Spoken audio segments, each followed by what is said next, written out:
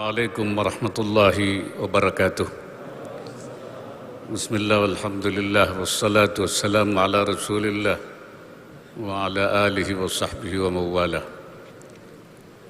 Bapak Gubernur, pengurus masjid, ketua majelis ulama, para ulama, hadirin hadirat sekalian. Alhamdulillah kita sudah berpuasa 12 hari. Puasa itu banyak hikmah, banyak manfaat. Tetapi yang paling utama seperti dinyatakan oleh Allah dalam Al-Quran, la'allakum tattaqun, supaya kamu itu menjadi orang yang bertakwa. Kalau diringkaskan ayat itu, bunyinya adalah katabtu alaikumus siyam litakunu minal muttaqin. Saya wajibkan kamu puasa supaya kamu jadi orang yang bertakwa. Kenapa kita harus jadi orang yang bertakwa? Karena orang yang bertakwa itu orang yang mengerjakan semua perintah Allah, meninggalkan larangan Allah. Orang yang bertakwa itu orang yang yaf'alu ma qala Allahu if'al, mengerjakan yang Allah katakan kerjakan, wala yaf'alu ma qala Allahu la taf'al, dan tidak mengerjakan apa yang Allah katakan jangan mengerjakan. Artinya orang yang muttaqin itu orang yang berjalan di atas jalan Allah, berjalan di atas manhajin rabbaniin, di atas manhaj Rabbani, jalan Tuhan, yang berjalan di atas manhajin Qur'aniyin, yaitu jalan Al-Quran. Karena memang orang yang bertakwa itulah yang amalnya diterima. Allah menyatakan innama yataqabbalullah minal muttaqin. Allah hanya akan menerima amalnya orang yang bertakwa. Artinya yang tidak bertakwa itu ya tidak diterima oleh Allah. Karena itulah khatib tiap Jumat selalu memerintahkan kita untuk bertakwa. Ya alladzina amanu taqullaha haqqa tuqatih. Hai orang yang beriman, bertakwalah. Usikum wa iyaya bitaqwallah. Saya wasiatkan takwa Allah tiap Jumat itu. Karena memang kita itu goalnya adalah menjadi orang. Allah juga menyatakan inna akramakum indallahi atqakum. Yang paling mulia di antara kamu itu orang yang bertakwa. Apa hubungannya takwa dengan puasa ini? Sangat terkait. Orang yang bertakwa itu orang yang bisa mengendalikan nafsunya. Orang yang mampu memenuhi panggilan Allah Subhanahu wa ta'ala. Orang yang bisa memenuhi panggilan Allah itu, kata Syekh Nawawi Al-Bantani, wa innama kana al-'abdu mujiban min ghairi tawaqqufin 'inda zawali awsafihil munaqidati li'ubudiyyatihi. Hamba itu dia akan memenuhi panggilan Allah. Nida'al mujiban, mujiban li nida'il haq, memenuhi panggilan Allah min ghairi tawaqqufin, tanpa menunda-nunda. Langsung mana panggilan Allah sesuai dengan sifat orang mukmin. Orang mukmin itu kalau dipanggil Allah, innama kana qaulul mu'minina idza du'a ila Allah li rasulihi liyahkuma bainahum ayyaqulu sami'na wa ata'na. Orang mukmin itu kalau dipanggil pada Allah untuk melaksanakan hukum-hukum Allah, jawabnya hanya satu saja, sami'na wa ata'na. Kami dengar dan kami taat. Itulah sebabnya Imam Ibnu Athaillah mengatakan, ukhruj min awsafi basyariyatika an wasfin munaqidin li'ubudiyatika litakuna linida'il haqqi mujiban wa min hadratihi qariban. Keluarlah kamu dari sifat kemanusiaanmu. Sifat manusia seperti apa?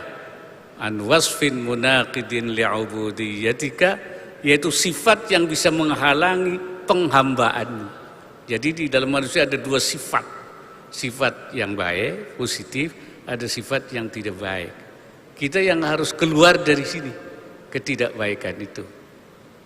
Kalau itu bisa kita keluar, kata Imam Ibn Atha'illah, supaya apa? Litakunu linida'il haqqi mujiban, supaya kamu bisa memenuhi panggilan hak, panggilan Allah, wa min hadratihi qariban, dan dekat kepada Allah, dari hadrat Allah.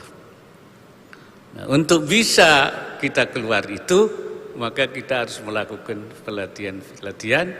latihan-latihan, training, dan itulah kita latihan di dalam bulan Ramadan ini untuk bisa mengendalikan kita itu sifat-sifat yang tidak baik, sifat serakah, sifat-sifat takbur, sifat-sifat yang buruk-buruk itu.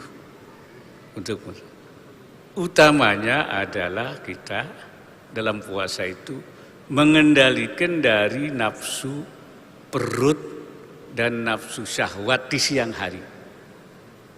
Ya. Kenapa? Karena kalau kita itu pecinta sesuatu,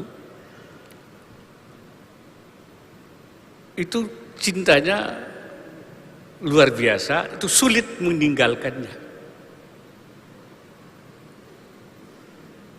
Dan katanya raghbatul mat'um wal mankuh, cinta makan dan cinta syahwat itu yang paling besar.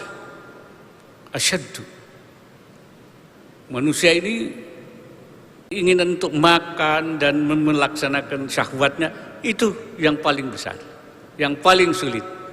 Dan meninggalkan itu, mengendalikan itu paling sulit.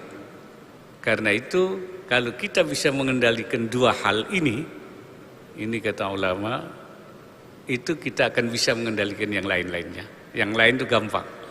Kalau ini al-mat'um wal mankuh, yaitu makanan dan perut ini.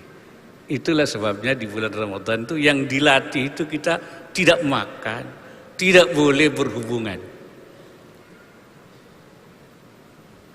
Artinya apa? Kalau puasa kita tidak membawa kita menjadi orang yang bisa, yang bertakwa kepada Allah, artinya puasa kita itu tidak berhasil. Puasa kita itu seperti kata Rasulullah, kamin sa'imin laisa lahu min siyamihi illal ju' wal 'atas. Kalau tidak merubah kita menjadi orang yang muttaqin, puasa kita itu hanya lapar dan haus, tidak mencapai tujuannya itu. Itu yang pertama. Yang kedua, suasana Ramadan ini harus kita terus bawa sampai ke luar Ramadan. Jadi luar Ramadan itu harus kita bangun seperti bulan Ramadan. Sholatnya, kemudian kita puasanya, paling tidak Senin Kemisnya. Itu kita bawa karena bukan hanya untuk semata-mata kita di bulan Ramadan, baik sesudah Ramadan sepertinya kita lepas lagi. Tetapi kita harus, barangkali itu yang saya kira yang kita pentingkan. Ramadan kali ini harus merubah kita menjadi orang yang mampu mengendalikan diri, minal muttaqin, ya, mengendalikan diri untuk berbuat tidak baik. Karena orang Muslim itu memang tidak boleh menyakiti orang lain itu. Al Muslim man saliman nas min yadihi wa lisani. Orang Islam itu orang yang itu selamat daripada keburukan lidahnya dan tangannya ini. Jadi lidahnya tidak mengumpat orang, memaki orang, kemudian tidak dan tangannya. Nah, dulu tangan itu diartikan memukul, menampar. Tapi sekarang ini tangan itu ada yang lebih dari memukul dan menampar. Bermedsos itu, ternyata itu tangannya itu bermedsos ini kemudian dampaknya kalau dia mengeluarkan hal-hal yang buruk, kalau dengan lisan itu hanya berapa meter saja, hanya berapa meter dampaknya. Tapi kalau tangan ini melalui medsos itu bukan nasional, itu bisa juga dibaca oleh orang-orang di luar negeri. Jadi hadis ini kalau sekarang disesuaikan tuh min yadihi walisanihi, yaitu orang lain selamat dari lidah dan tangannya. Nah, jadi tangan lebih berbahaya dari lidahnya ternyata. Mudah-mudahan setelah Ramadan tangan kita tidak jahil lagi, tidak lagi merusak orang lagi. Ya. Berkali itu wallahul muwaffiq ila aqwamit thariq. Wassalamualaikum warahmatullahi wabarakatuh.